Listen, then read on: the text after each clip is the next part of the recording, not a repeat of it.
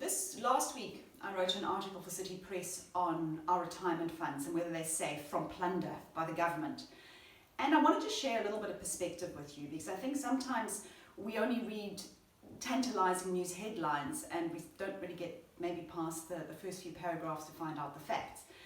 Yes, I completely understand why people are nervous. We have a government that is corrupt, there's no doubt about that, and people are worried that our pension funds are now going to be an easy target. And there's certainly been a lot of talk, from politicians around prescribed assets, around using pension funds to bail out South African failing assets, especially state-owned assets. But I spoke to National Treasury, and I think it's very important to understand that South Africa still is a country of law and order. We still have rules. And National Treasury said to me that in terms of prescribed assets, firstly, they have not been approached by anybody. So in all of these politicians who are mouthing off about using prescribed assets, or people within the ANC, they have not been approached by anybody to look at how prescribed assets would work in South Africa, any changes to Regulation 28. So at the moment, it's just really political speak. There's no action or anything actually happening behind the scenes. The second important point is that National Treasury has maintained its position, and it has had this position for many, many years, that retirement funds belong to members.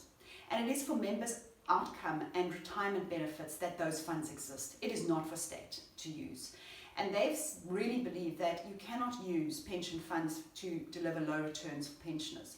Now, obviously, if there is an opportunity where there is an opportunity for infrastructure development and wonderful projects that are going to be viable, are going to build South Africa and give returns to investors, those are definitely something that we can look at, and those are in discussion.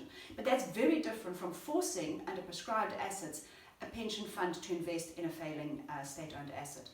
And one of the other things they said to me, they said, even if that changed, say for example, a different political discourse started, National Treasury lost, perhaps their views were not upheld, and a law did come into place. They said there is a lot of time for people to make decisions, because draft legislation has to be done, consultation has to happen, and there's an entire process. So I really just want to say, don't panic. Right now, panic is not going to be very useful, because we're panicking over fears, not over reality. So I think that's just really my current position.